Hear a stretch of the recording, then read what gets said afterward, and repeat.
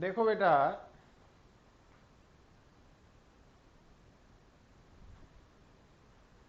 Last time ਆਪਾਂ discuss ਕਰ ਰਹੇ ਸੀ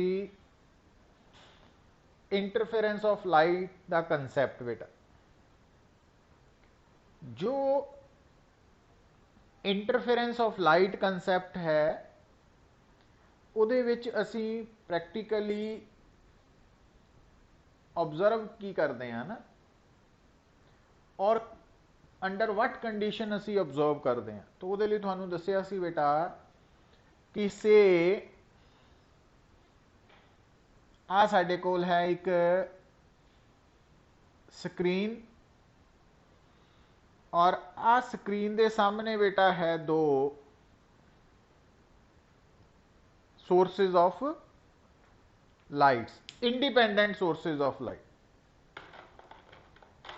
हुण अगर ये दो सोर्सेज जो है ये इंडिपेंडेंट ऑफ लाइट है, बट आप मान लेने हैं कि दोनों जो लाइट्स पैदा कर रही हैं वो मोनोक्रोमैटिक लाइट्स है, दोनों की वेवलेंथ लैम्डा है। हुण बेटा जदों आप दोनों सोर्सेज नूं स्विच ऑन करांगे, स्विच ऑन, तो इस स्क्रीन के हर पॉइंट ते, ईच एंड एवरी पॉइंट ते S1 तो लाइट भी पहुंचेगी, S2 तो लाइट भी पहुंचेगी। हुण बेटा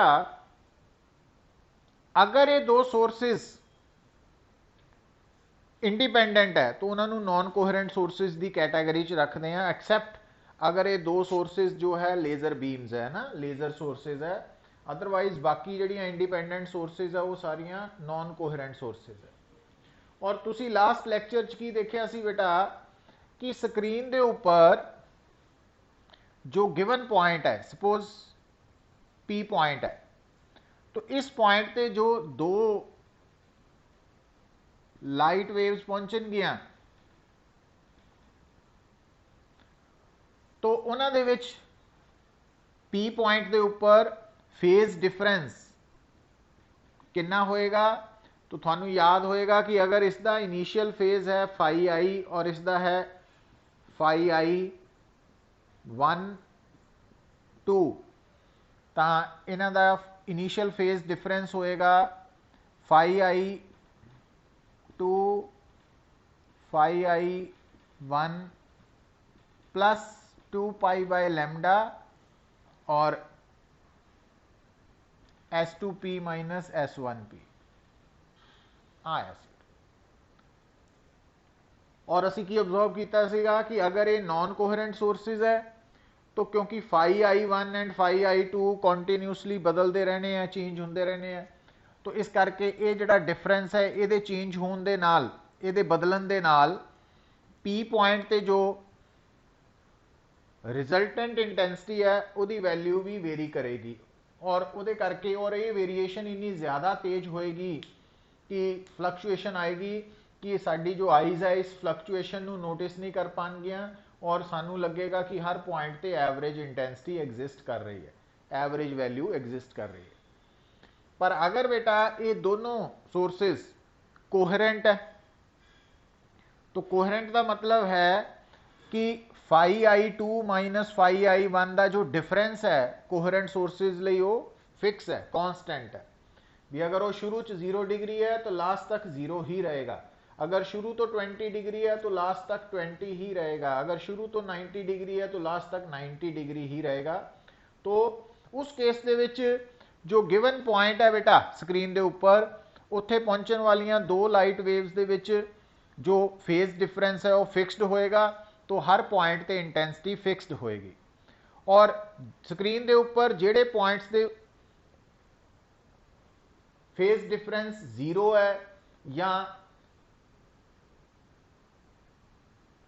2 पाई है या 4 पाई है या 6 पाई है, तो उत्थे मैक्सिमम इंटेंसिटी एग्जिस्ट करेगी, और उन्होंने पॉइंट्स नूं असीं बोलांगे ब्राइट बैंड्स और मैक्सिमा। और जेड़े पॉइंट्स ते फेज डिफरेंस पाई बाई अपना पाई 3 पाई 5 पाई 7 पाई 9 पाई होएगा, तो उत्थे डार्क बैंड्स बनेंगे, इंटेंसिटी मिनिमम होएगी।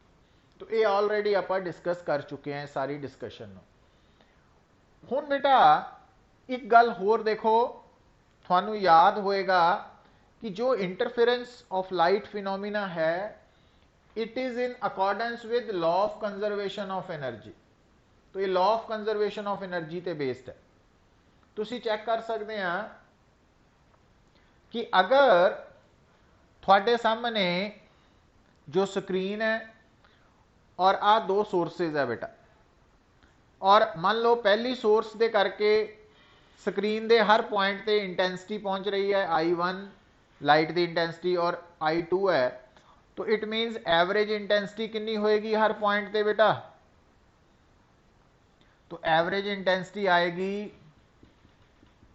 I1 प्लस I2, है ना, क्योंकि हर पॉइंट पे अगर मान लो गल नूं समझो बेटा, जो तुसी ये प्रूव करना है ना कि law of conservation of linear momentum sorry law of conservation of energy जो है that is being obeyed in interference of light phenomena, तो उदा मतलब है कि अगर थोड़े सामने एक स्क्रीन है जो ग्रीन कलर की लाइन नजर आ रही है, तो वो सामने दो सोर्सेज है S1 एंड S2। हुण जिहड़ी S1 ते S2 दो सोर्सेज है ना, तो इन्हां करके जो स्क्रीन के उपर लाइट पहुंच रही है हर पॉइंट पे लाइट कितनी पहुंचेगी S1 करके I1 दूसरे करके I2 इंटेंसिटी दी, है ना। तो अगर S1 और S2 दो लाइट्स जड़ियां आ रही वा स्क्रीन के उपर हर पॉइंट पे, अगर उन्होंने इंटरफेरेंस नहीं हो रही तो हर पॉइंट पे लाइट इंटेंसिटी कितनी होएगी I1 प्लस I2, ठीक है। पर अगर बेटा इंटरफेरेंस हो रही है तो स्क्रीन के उपर एक पॉइंट वो है जिथे इंटेंसिटी मैक्सिमम होएगी, है ना। तो ए in the absence of interference है, और in the presence of interference जिथे लाइट इंटेंसिटी मैक्सिमम है उथे आई मैक्सिमम की आएगा बेटा? Under root I1 plus under root I2 दा, और जिथे मिनिमम है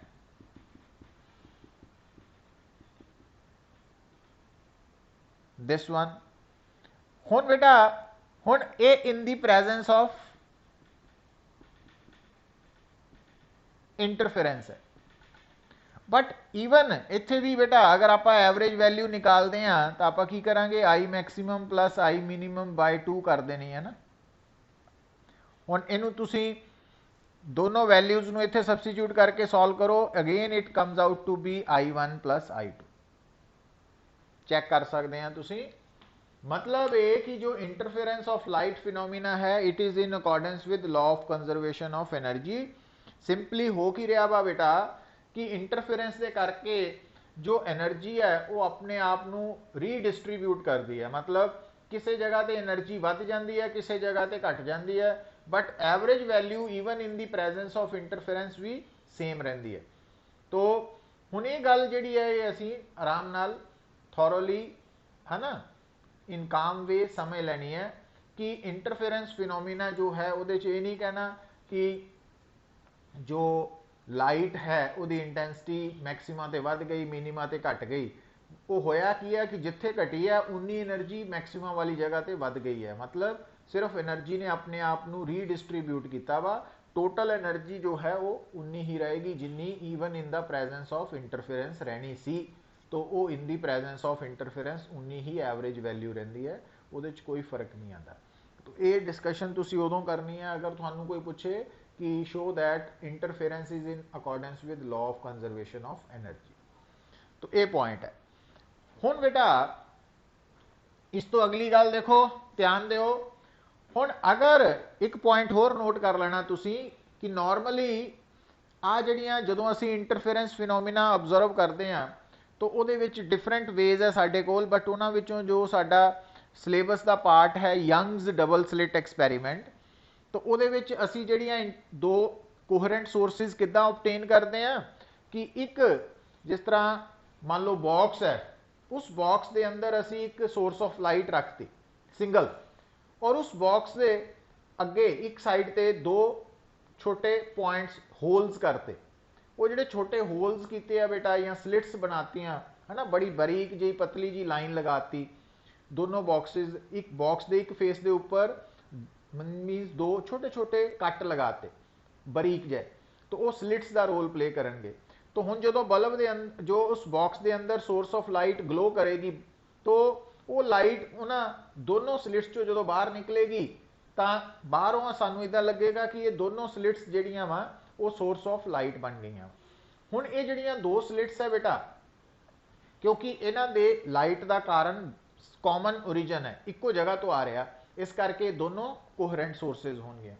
और नॉर्मली असी करते की हैं बेटा, देखो नॉर्मली असी करते की हैं कि ये जड़ियाँ दो सोर्सिज है coherent sources in Young's double slit experiment, तो इन्हां तो पैदा हुई लाइट की जो इनिशियल फेजेज है वो बराबर ही होंगे है।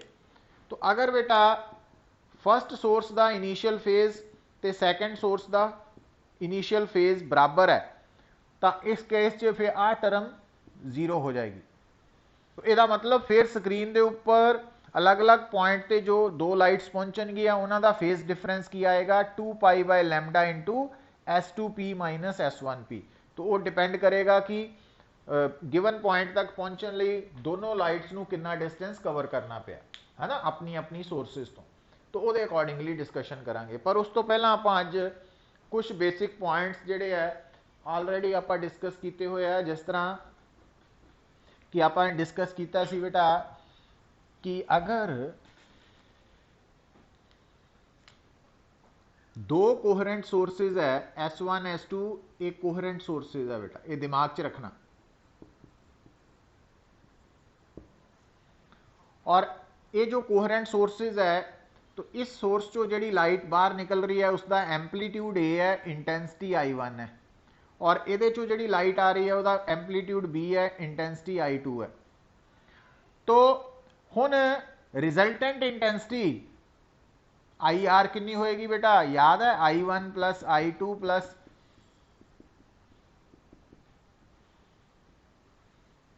और अगर I1 I2 बराबर है तो फिर IR की वैल्यू क्या आई सी 4I0 cos स्क्वायर 5/2। तो ये रिजल्ट याद रखना ना तुसी। हाँ जी बेटा,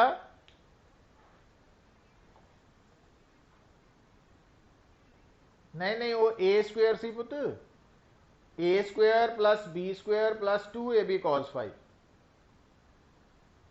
हाँ तो ए स्क्वायर I1 के बराबर है, ए बी स्क्वायर I2 के बराबर है ना, तो ये ध्यान रखना वा। हाँ हुण देखो बेटा तो आ रिजल्ट तुहाडे सामने आ गए। और फिर आई मैक्सिमम की वैल्यू बेटा की सी थानू याद होएगा ए प्लस बी का होल स्क्वायर या √I1 प्लस √I2 ते आई मिनीमम की वैल्यू सी ए माइनस बी का whole square √I1 minus √I2 का होल स्क्वायर। तो इत्थों रेशो बन जाएगी ना। हुण ये रिजल्ट्स बड़े इंपॉर्टेंट है। और ये भी याद रखना कि ए स्क्वायर ओवर बी स्क्वायर की रेशो I1 ओवर I2 है। हुण मैं तीसरी गल जिहड़ी तुहानू दसन लगा वो भी इंपॉर्टेंट है बेटा, कॉम्पीटिशन लई कह लो या regular school examination point of view तो। देखो अगर बेटा आ है एक आ स्लिट नंबर 1 है, स्लिट नंबर 2 है। हुण ये जो स्लिट की विड्थ है बेटा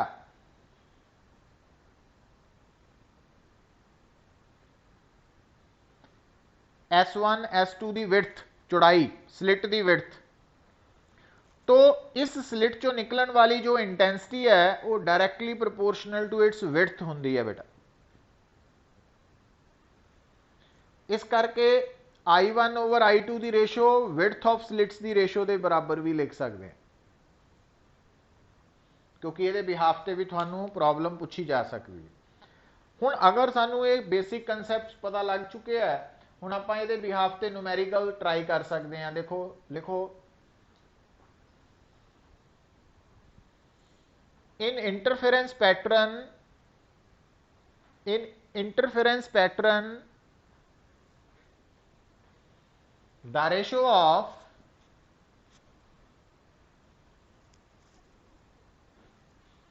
maximum to minimum intensities, the ratio of maximum to minimum intensities is 25:9. Find the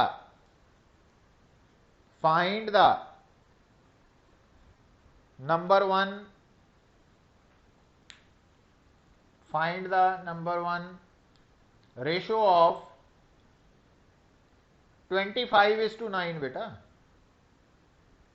I maximum to I minimum ratio है 25:9.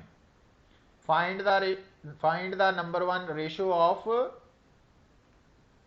amplitudes of interfering waves. Find the ratio of amplitudes of the interfering waves. Number two, the ratio of intensities of the interfering waves.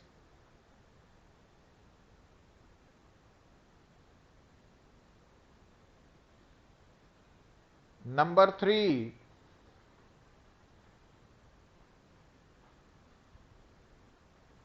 the ratio of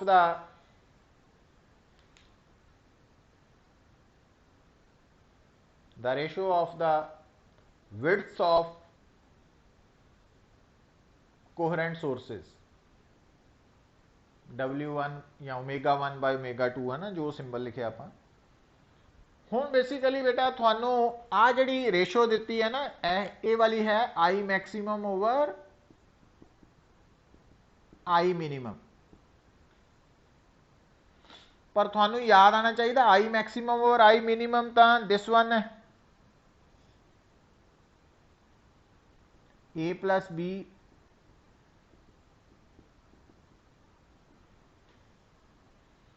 हुण तुसी की करना बेटा, इत्थे taking square root ले लेना बेटा.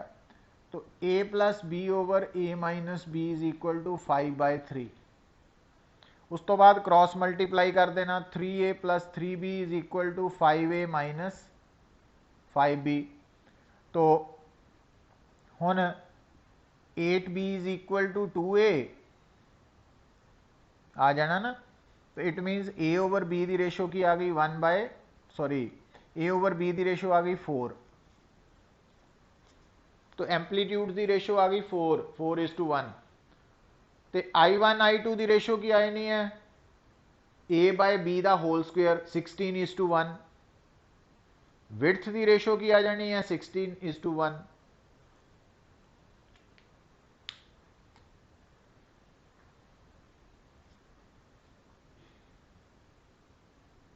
Mukul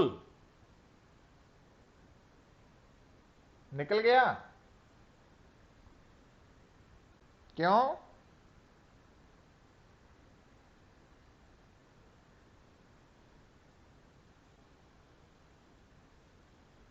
Kavya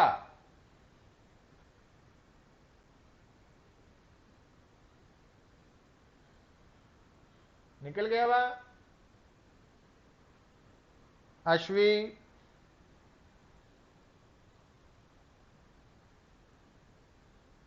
Navroz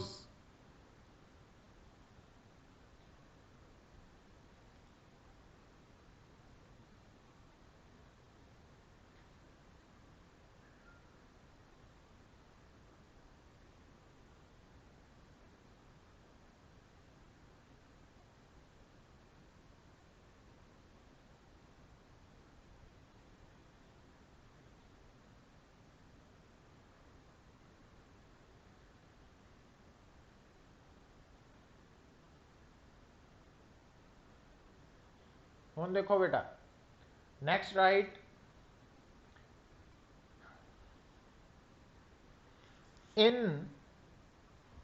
in second numerical in interference pattern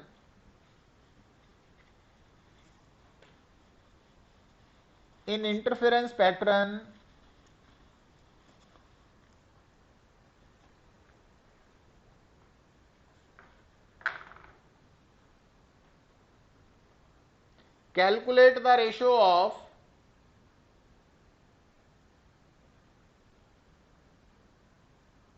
intensities of maxima, ratio of maxima to minima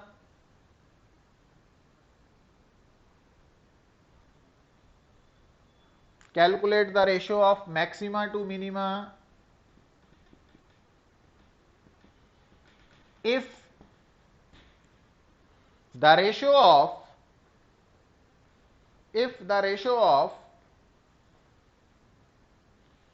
amplitudes of interfering waves is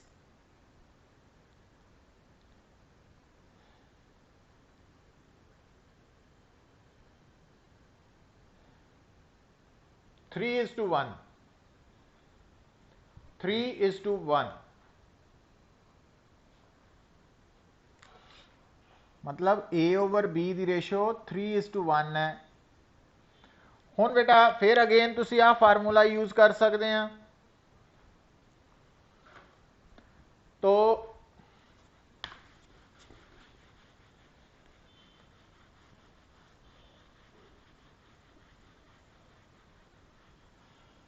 देखो I maximum over I minimum की बन जाएगा बेटा ए प्लस बी दा होल स्क्वायर ओवर ए minus B दा whole square. तो हुण तुसीं इत्थों बी कॉमन कढ सकते हैं बेटा।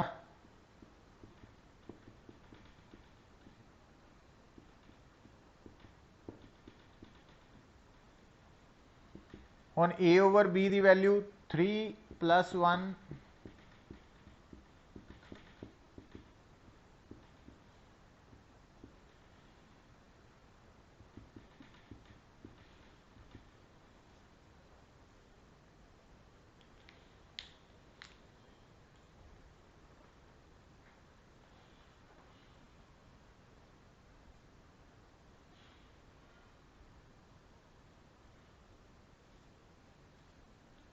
सो इन दिस वे तुसी रिक्वायर्ड रिजल्ट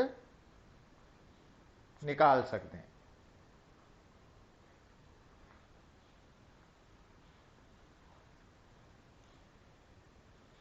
हुण देखो बेटा नेक्स्ट टॉपिक जो शुरू करन जा रहे हैं आप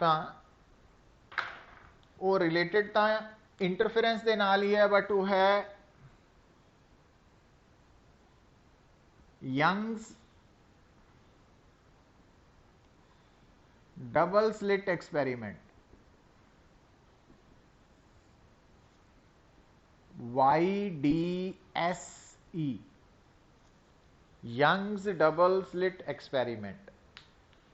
हुण एक्चुअली थॉमस यंग साइंटिस्ट का नाम है ना, जिसने सब तो पहला मीनस इंटरफेरेंस फिनोमिना के बारे एक्सपेरिमेंटल स्टडी की थी। तो थॉमस यंग जो है उसने कोहरेंट सोर्सेज किस तरह ऑब्टेन की बेटा। तो एक्चुअली उन्हें की किया देखो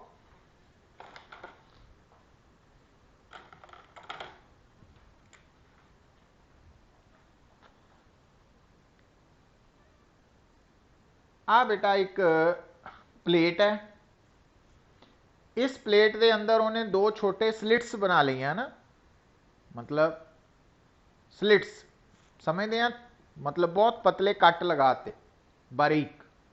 तो ये स्लिट्स है बेटा। हुण इन्हां स्लिट्स चों मान लो ये दोनों स्लिट्स जिहड़ियां वा तो इन्हां दे पिछे सन है ना।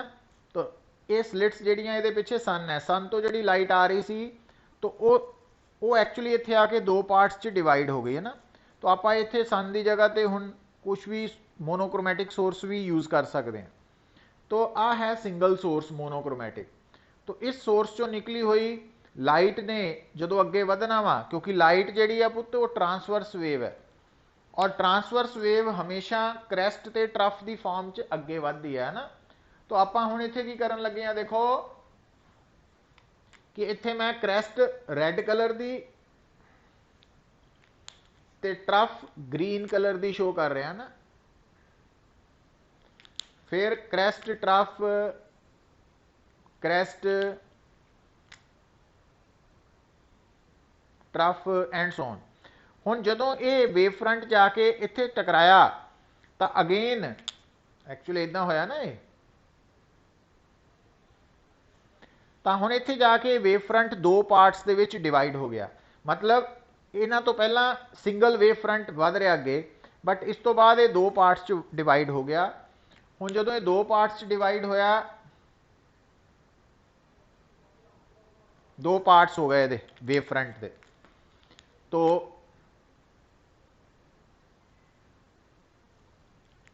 ठीक है। हुण बेटा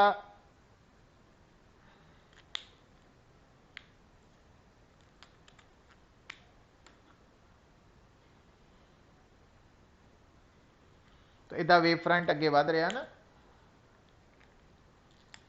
तुसी ड्रॉ कर सकते हैं ना, सॉरी ग्रीन कलर आना हुण,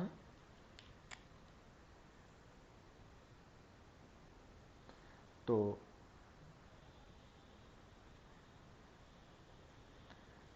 हुण देखो ध्यान दिओ बेटा, हुण तुहाडे सामने आ एक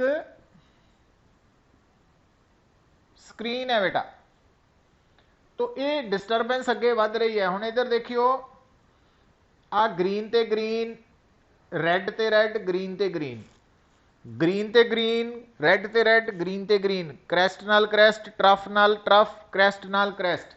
तो उस तरफ बेटा बनना वा मैक्सिमम, ठीक है। हुण दोबारा देखो इधर, हुण आ देखियो, हुण इत्थे रैड ते ग्रीन है, रैड ते ग्रीन है, इसका मतलब इस तरफ क्रैस्ट दे नाल ट्रफ है, कैंसल आउट, डिस्ट्रक्टिव इंटरफेरेंस। तो इस तरफ बनना है मिनिमम। उस तो बाद फिर देखो बेटा, हाँ जी बेटा बोलो कि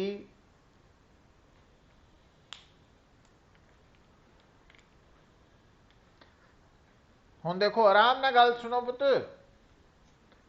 एक्चुअली जो लाइट है उदी वेव नेचर है, और वेव नेचर केड़ी नेचर है बेटा? Transverse wave. Transverse waves travel करदियां in the form of crest and trough. हुण तुसीं आ जिहड़ी रैड कलर दी लाइन्स देख रहे हैं बेटा, तो इनू आपां क्रैस्ट मान लैंदे आ कि इत्थे वेव दी क्रैस्ट है, ग्रीन वाली जगह ते ट्रफ है, फिर रैड वाली ते क्रैस्ट है, फिर ट्रफ है। तो बेसिकली वेव इदां चलदी ना, क्रैस्ट ट्रफ आपां शो करदे आ, क्रैस्ट ट्रफ, क्रैस्ट ट्रफ। तो वो आपां इदा सर्कुलर फॉर्म च शो करतीआं, क्योंकि जदों आपां वेव फ्रंट की गल करते हैं ना, तो ये वेव फ्रंट की फॉर्म च आ गई रिप्रेजेंटेशन। तो इत्थे रैड जिहड़ी है उन्होंने क्रैस्ट समझो, ग्रीन नू trough, red crest, green trough. तो वेव जिहड़ी है वो crest trough, crest trough, crest trough की फॉर्म च ट्रैवल करती है ना वेव, मैं हुणी बना के दसी है। इन्नी गल लगी समझ?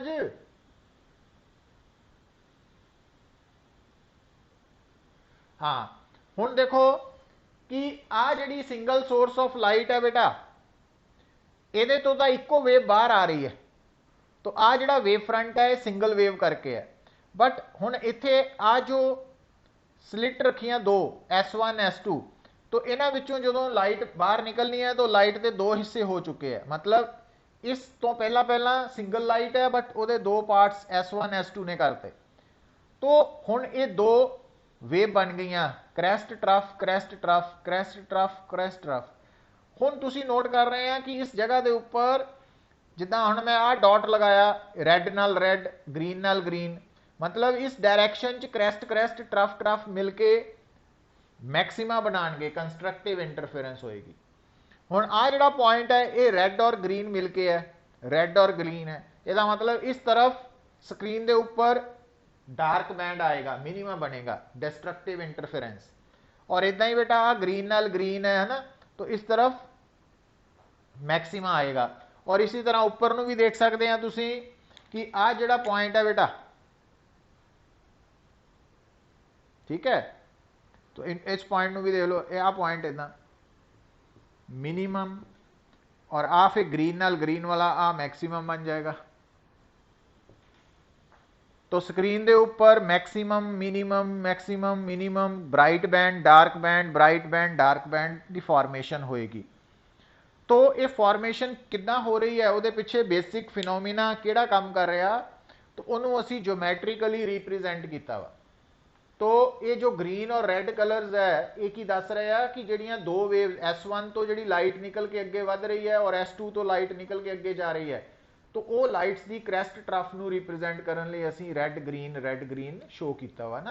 तो ये दिमाग, और जिथे दोनों लाइट्स की रेड मिल रही है या ग्रीन मिल रही है, उस डायरेक्शन वाल मैक्सिमा बनेगा ब्राइट बैंड, और जिथे एक दी रेड और दूसरे दी ग्रीन मिल रही है, या एक दी रेड और दूसरे दी ग्रीन, या एक दी ग्रीन दूसरे दी रेड, उस तरफ अगे लाइन एक्सटेंड करन ते मिनिमा बनेगा, डार्क बैंड बनेगा, डिस्ट्रक्टिव इंटरफेरेंस कंस्ट्रक्टिव इंटरफेरेंस।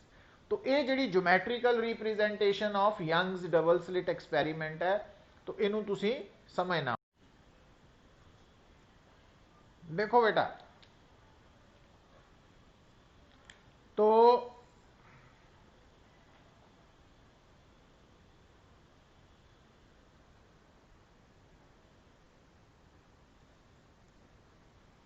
आ बेटा आप शो करते दो कोहेरेंट सोर्सेस, और इन्ह सोर्सेस दे विच जो दूरी है डिस्टेंस है that is represented by symbol small D, और इन्ह दोनों कोहेरेंट सोर्सेस तो पैदा हो रही लाइट मोनोक्रोमैटिक है जिसकी वेवलेंथ लैम्डा है।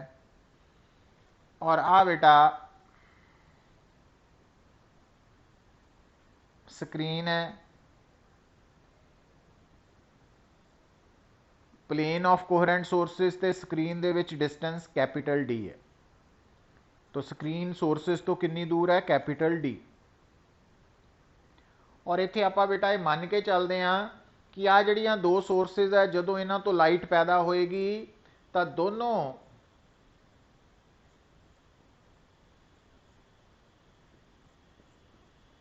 लाइट का इनिशियल फेज बराबर है,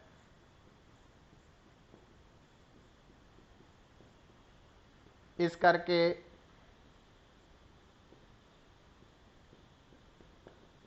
इनिशियल फेज डिफरेंस जीरो है। मतलब ये मान के चलना, दिमाग च रखना, जब तक स्पैशली मैंशन ना किया जाए तब तक अंडरस्टूड है कि कोहेरेंट सोर्सेज तो पैदा हुई दोनों लाइट्स का इनिशियल फेज बराबर है, और इस करके इनिशियल फेज डिफरेंस जीरो है। इनिशियल फेज डिफरेंस हुण बेटा स्क्रीन के उपर तुसी एक पॉइंट मार्क कर लेना। ये जड़ा पॉइंट है ना स्क्रीन के उपर, ये जड़ा पॉइंट वो है स्क्रीन के उपर, ये पॉइंट S1 और S2 दोनों तो इक्वी डिस्टेंस ते है, बराबर दूरी ते है। हुण तुहानू याद होएगा गल, देखो कि दो वेव्स दे विच जदों दो वेव्स एक जगह ते पहुंचदियां तो उन्हां दे विच जिहड़ा फेज डिफरेंस है वो एक तो हुंदा fight I initial phase difference plus 2 pi by lambda into S2P minus S1P है ना। हुण S2P P की सीगा जिथे पहुंच रही, हुण पहुंच रही O ते है बेटा, इदा हो जाएगा। हुण आ डिफरेंस तो तुहानू कहा भी ये आपां जीरो लैना है ना, तो आ जीरो है। और तुसी देख रहे हैं क्योंकि तुहानू मैं की कहा ओ पॉइंट S1 तो जिन्नी दूर है S2 तो भी उन्नी ही दूर है, इस करके S2O तो S1O बराबर होने करके आ भी जीरो है, आ भी जीरो है, तो फाई की वैल्यू जीरो है। यदा मतलब ओ पॉइंट ते जड़ियाँ दो लाइट वेव्स पहुंचनगियां मोनोक्रोमैटिक, उन्हों का फेज डिफरेंस जीरो होने करके इत्थे जो बनेगा वो होएगा मैक्सिमम, और उन्होंने कहांगे सेंट्रल और जीरो ऑर्डर मैक्सिमम।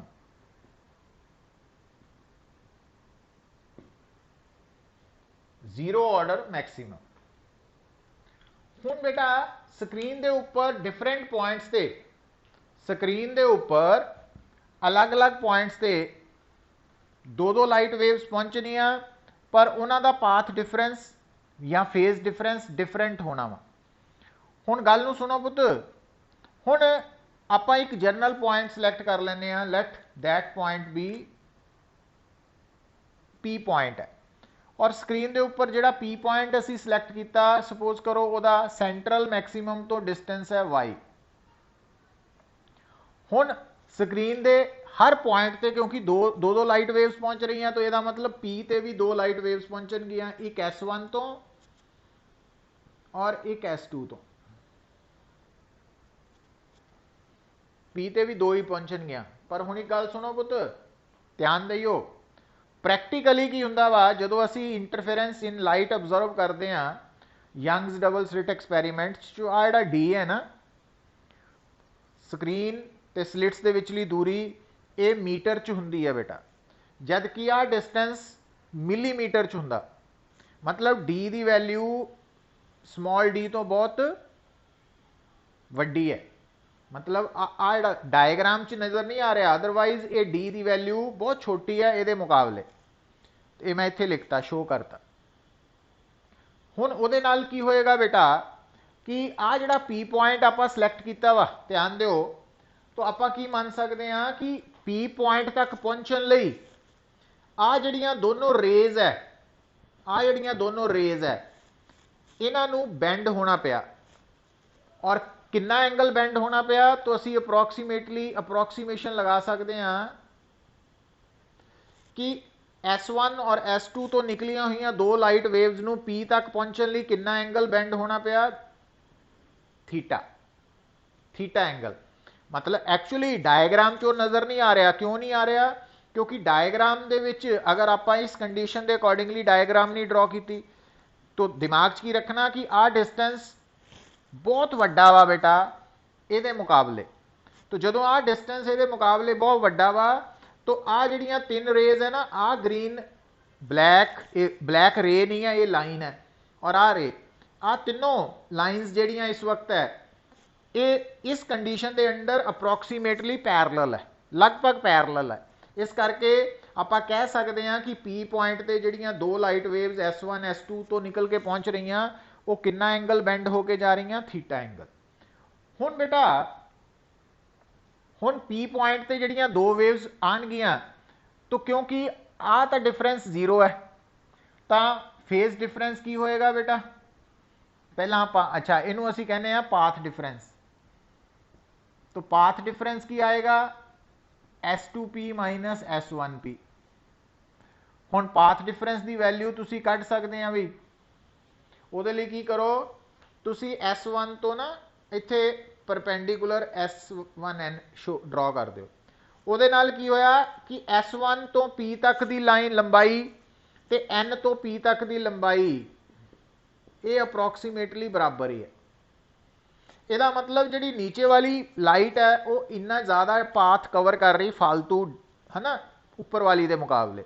सो ਇਹਦਾ मतलब S1 तो निकली लाइट तो S2 तो निकली लाइट च पाथ डिफरेंस कितना आ गया, तो वो लिख सकते हैं तुसी S2N।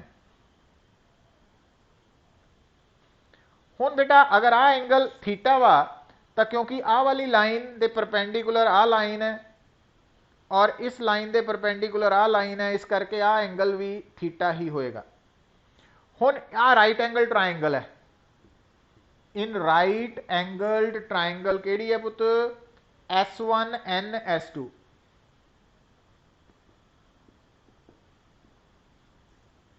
S1N S2 तो ये एंगल के सामने परपेंडिकुलर है तो आ हाईपोटेन्यूज है। हाईपोटेन्यूज की वैल्यू D है तो परपेंडिकुलर की हो गया D साइन थीटा। सो इसका मतलब पाथ डिफरेंस आ गया D साइन थीटा। हुण बेटा तो आ जिहड़ा वैल्यू है डेल्टा एक्स, ये डेल्टा एक्स S2N के बराबर है तो S2N S2P माइनस S1P के बराबर है। सो इसका मतलब आ जिहड़ी वैल्यू आप कड्ढी है ये equal to S2N minus S2P minus S1P है पुत, आ जिहड़ी वैल्यू। हुण तुहानू मैं की दस्सिया एक्चुअली पुत क्योंकि कैपिटल D स्मॉल d तो बहुत वड्डा हुंदा, इस करके जिहड़ा आ एंगल है तो थीटा इज वेरी स्मॉल। मतलब आ जिहड़ा एंगल है ना ये कितना होना 2 degree 4 degree 5 degree 7 degree 8 degree इदा। तो जो थीटा वेरी स्मॉल है ਤਾਂ ਉਸ ਕੇਸ ਦੇ ਵਿੱਚ ਸਾइन थीटा ਨੂੰ ਆਪਾਂ थीटा या tan थीटा लिख सकते हैं। तो अगर थीटा इज वेरी स्मॉल तो डेल्टा एक्स ਨੂੰ ਆਪਾਂ ਲਿਖ ਸਕਦੇ हैं डी tan थीटा, क्योंकि जो थीटा बहुत छोटा है ना तो साइन थीटा ते tan थीटा अप्रोक्सीमेटली बराबर हो जाते बेटा। तो हुण आ वैल्यू आ गई है ना। हुण इहदा मतलब देयरफॉर पाथ डिफरेंस कितना हो गया डी tan थीटा। हुण आ जिहड़ा पाथ डिफरेंस है डी tan थीटा, हुण इहदे च देखो इन राइट एंगल्ड ट्रायंगल, इहदा नाम आपां ओ डैश कर लईए, ओ डैश ओ पी। इस ट्रायंगल च थीटा के सामने परपेंडिकुलर है, बेस है, तो tan थीटा की वैल्यू हो गई y बाय कैपिटल डी। तो इट मीनस tan थीटा की value y by capital D जो इत्थे पुट करांगे तो पाथ डिफरेंस की आ गया बेटा D Y by capital D.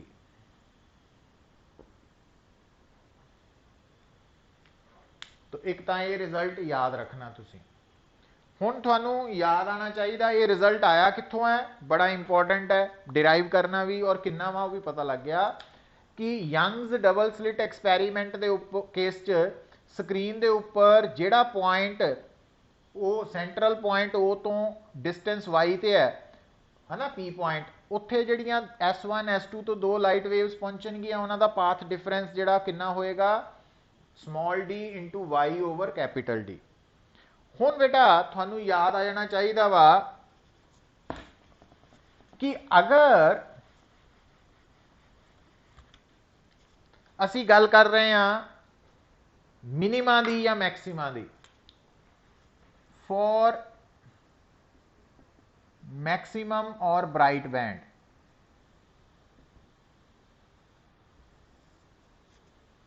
Path difference कितना होना चाहिए, फस्ट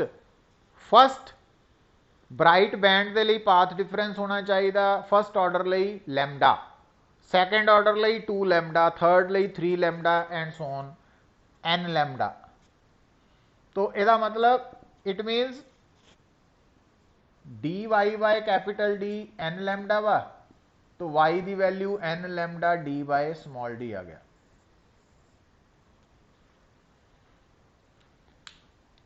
ठीक है। हुण देखो बेटा हुण आ जिहड़ा फार्मूला आ गया नंबर 2,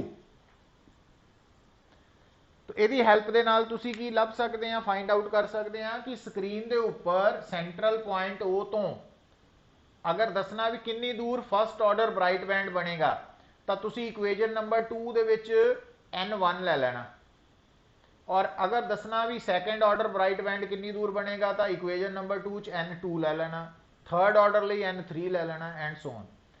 हुण गल नूं समझो बेटा, हुण आ y सिंबल की दस रहा distance of bright band, first second third, उहदे लई असीं की करते हैं इहदे पैरां च मल्टीप्लाई नहीं कर रहे, इहदे पैरां च n सबस्क्रिप्ट पाती। मतलब फस्ट ऑर्डर ब्राइट बैंड लई जिहड़ा y दा सिंबल है y1 लिख लेना, सैकेंड ऑर्डर लई y2, थर्ड लई y3 एंड सो ऑन। तो y1 की value lambda D by small D है, y2 की value 2 lambda D by small D बन जानी, थर्ड ऑर्डर ब्राइट बैंड का डिस्टेंस ओ तो कितना होना y3 is equal to 3 lambda D by small D and so on. हुण बेटा अगर ये आप लभ सकते हैं ये हेल्प के नाल भी स्क्रीन के उपर सेंट्रल पॉइंट तो किन्नी किन्नी दूर first order second order third order bright bands बन रहे हैं, और इसी तरह असी लभ सकते हैं बेटा देखो फॉर मिनिमम और डार्क बैंड।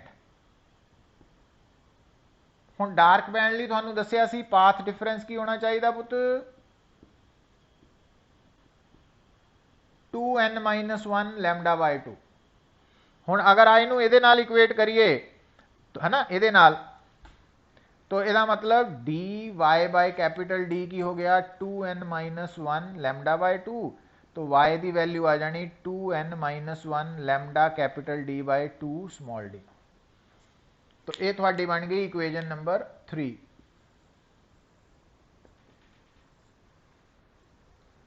तो ਇਹਦਾ मतलब इक्वेजन नंबर 3 की हेल्प के नाल तुसी दस सकते हैं कि यंग्स डबल स्लिट एक्सपैरीमेंट ਦੇ ਵਿੱਚ ਸਕਰੀਨ ਦੇ ਸੈਂਟਰਲ ਪੁਆਇੰਟ O ਤੋਂ ਕਿੰਨੀ दूर ਤੇ first order dark band, second order dark band, third order dark band बनेगा। तो वो दूरी इक्वेजन नंबर 3 तो लभी जा सकती है। करना की है कि थर्ड दे विच अगर N1 ले लेने पुत तो Y की वैल्यू दसेगी कि O तो कितनी दूर फर्स्ट ऑर्डर डार्क बैंड बनेगा। अगर N2 ले लेने तो सैकेंड ऑर्डर डार्क बैंड की दूरी आ जाएगी। हुण सैकेंड ऑर्डर थर्ड ऑर्डर की दूरी दसन लई डार्क बैंड की फिर आपां इत्थे की करते हैं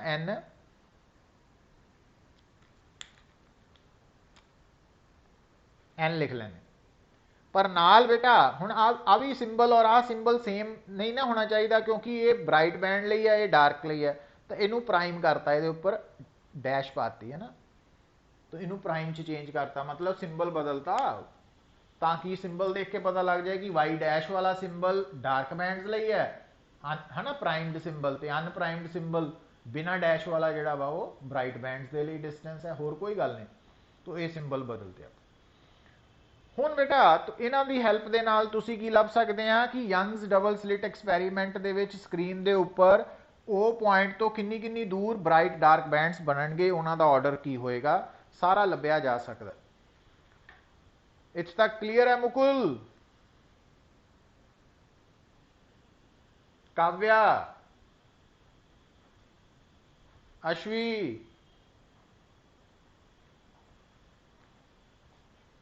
नवरोज,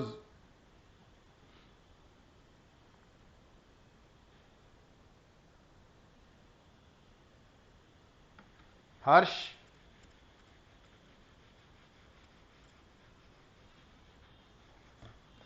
अच्छा हुण देखो बेटा, हुण इत्थे एक गल होर नोट करनी है। हुण इत्थे एक टर्म आंदी है that is known as fringe width.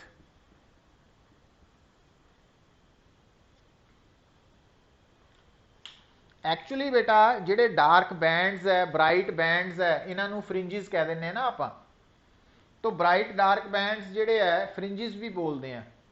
हुण फ्रिंज विड्थ की है कि तुहानूं हुणी मैं दसिया कि अगर पुत ध्यान दिओ, आ थोड़ी है स्क्रीन और आ स्क्रीन का है ओ पॉइंट, इत्थे तो बन रहा सी central maximum, zero order maximum.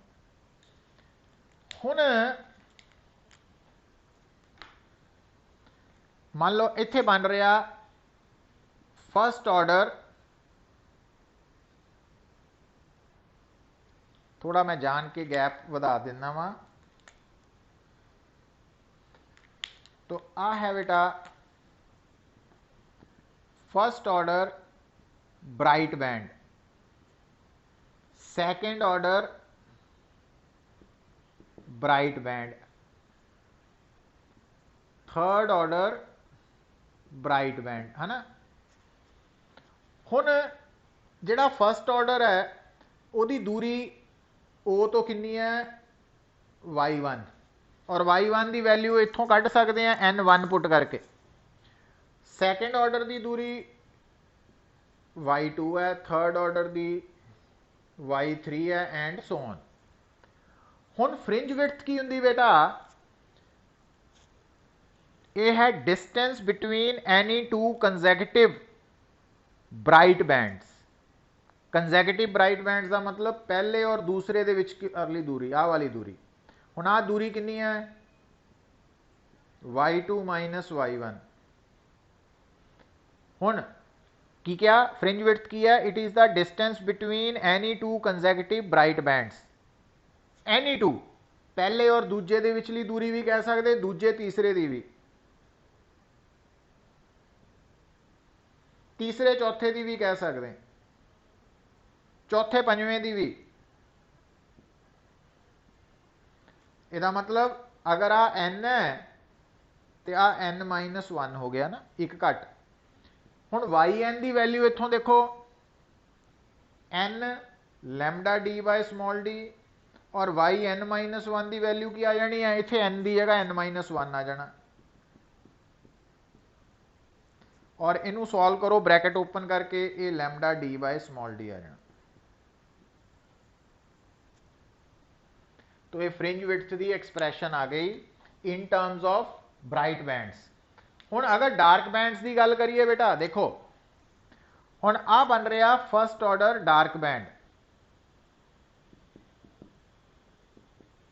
Second order dark band, third order dark band. हुण इथों ओ तो फर्स्ट ऑर्डर डार्क बैंड की दूरी है y1 डैश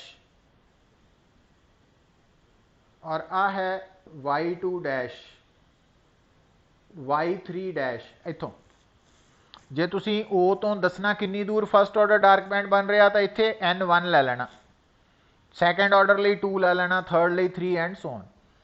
हुण बेटा इहदे च भी वही चीज़ है कि जे आप फ्रिंज विड्थ दसनी है तो फ्रिंज विड्थ इदा भी कह सकते हैं, it is the distance between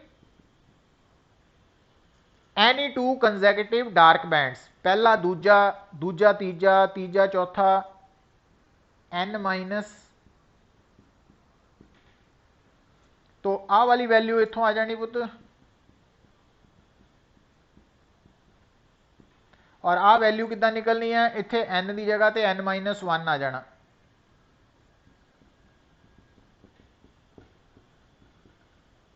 हुण इनू सॉल्व करोगे ये भी आंसर सेम ही रहना पुत। तो की देख रहे हैं तुसी कि जो यंग्स डबल स्लिट एक्सपेरीमेंट है उहदे विच फ्रिंज विड्थ की expression lambda capital D by small D है, सेम है। और मतलब यंग्स डबल स्लिट एक्सपेरीमेंट च तुसी बेटा इन्हां फार्मूलाज की हैल्प दे नाल दस सकते हैं कि स्क्रीन के सेंटर तो किन्नी किन्नी दूर ब्राइट या डार्क बैंड्स बन रहे हैं, और इस फार्मूला तो ये सेम ही है, तो इन्हां तो दस सकते हैं भी फ्रिंज विड्थ किन्नी होएगी, मतलब ਜਿਹੜੇ ब्राइट ਤੇ डार्क बैंड्स है उन्हां दी मोटाई फ्रिंज विड्थ तो पता लगेगी।